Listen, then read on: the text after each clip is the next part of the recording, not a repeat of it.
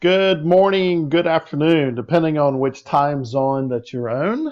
I know we have people all across the United States participating in today's call. So this is Ken Dabbs from the brand strategy team. I am excited that we have, particularly here today, our Chief Marketing Officer and leaders from that group. We have the head of corporate communications as well as the head of HR. And so these were all strategic partners that came together to sponsor the development of our Culture of Caring movement. And so today's focus is on analyzing how has the movement, what is the success of the movement so far, where are areas of opportunities, and then strategies for how we address those opportunities. So let's get started. A little bit of a background. So we all came together to focus on an initiative to define and articulate Wells Fargo's culture. So who are we when we are at our best, which led to our creation of Culture of Caring. Our Culture of Caring definition, aligning to our vision and values and brand platform, was created.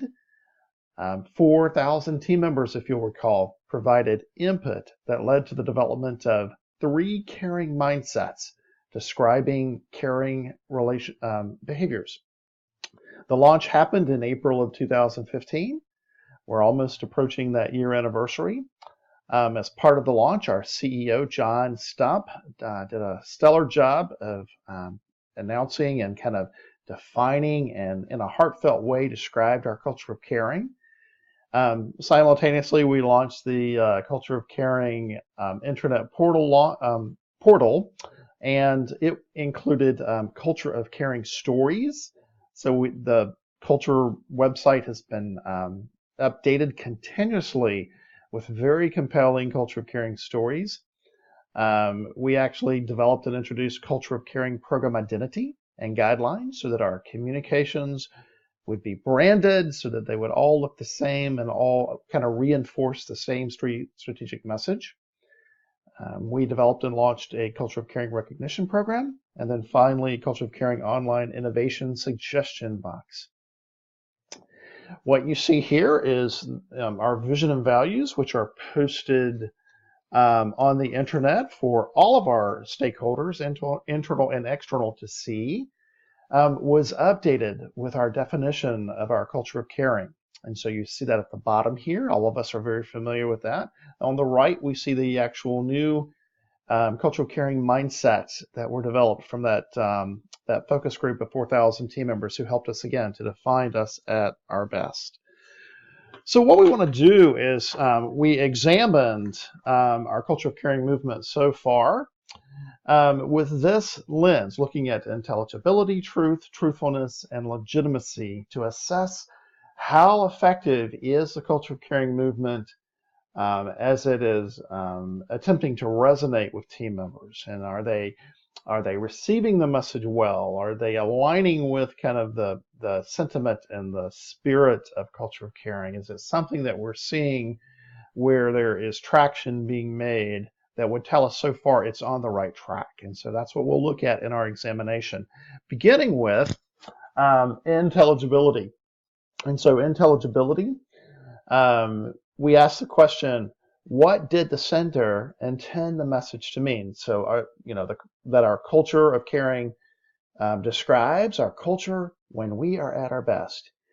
It wasn't intended to imply that caring is our culture, but it was meant to say, hey, when we are at our best, when we are operating at our best as a company and as this team members, this is what we stand for. This is what comes across. This is what we convey. In our assessment, when we looked at, what did the receiver or how did the receiver interpret the message, there's evidence to show that our team members heard it as, I should be experiencing this as a Culture of Caring. In other words, it felt more declarative to them and more of as a description of this is what we are versus who we are when we're at our best. And so that left team members or leaves team members sometimes cynical, saying, you know what, I don't know that I always see this place as a Culture of Caring. So then we look at the truth claim. And so we ask the question, what components of the message do the sender and receiver agree on are true? Definition of and importance of culture is described by the CEO in the first 3 paragraphs. Just overwhelming appreciation that yes, culture does play a very important role in our company's success. What components of the message lack agreement? So without forthright statements saying that caring is aspirational, team members again are hearing indirectly that we are declaring that this is a culture of caring and therefore are cynical because sometimes they don't experience it that way. Looking at truthfulness, how does the sender generate trust with the receiver? The CEO is charismatic, enthusiastic, and John Stump enjoys a very widespread reputation of being authentic and real and approachable. How does the receiver demonstrate trust to the sender? Team members trust our CEO. Low traffic on the cultural portal website and the cultural survey that was conducted indicates a level of trust that the organization would claim that this is a culture of trust, or excuse me, a culture of caring. Again, if it's positioned as it's aspirational, it's who we are when we're at our best, that's one thing. But when they hear it as this is who we are, then it leads them to assess, is that true? And is that what I experience as a team member? So let's look at some strategies that would get at each one of these, beginning with intelligibility. Position our culture of caring as who we are as when we are at our best. Acknowledge that we're not perfect, but we're always committed to being our best all the time. The truth, revise all declarative statements that establish wrong expectations that team members should expect this. Again, this can be a rallying call. Hey, help us make this a culture of caring. It is who we are at our best, but we realize there are gaps, but we need your help and leadership to make it the best we can be all the time. Truthfulness, Wells Fargo as the institution can demonstrate trust to team members as being transparent with ideas we know do not illustrate the caring culture that describe the company at its best. In other words, talk about the things we know that are challenging, that things that perhaps don't reinforce our caring commitment and our caring culture, and then authentically address that as an organization. And then finally, legitimacy. It could be earned if the culture of caring is positioned as who we are, again, when we're at our best, with just great genuineness and transparency that we sometimes fall short.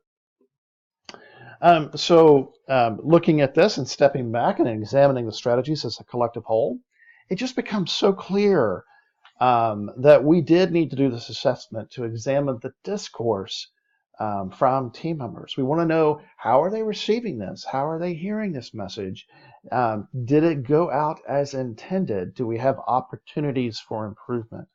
And so with these insights, we do have a great opportunity and perhaps not that hard of an opportunity to adjust our communications to be more declarative about this being aspirational, and then motivate them, pull them in, pull team members in to help us, again, to make this a great company and for us to realize culture of caring each and every day in our lives at work at Wells Fargo. Thank you for your time. Ken Dabbs.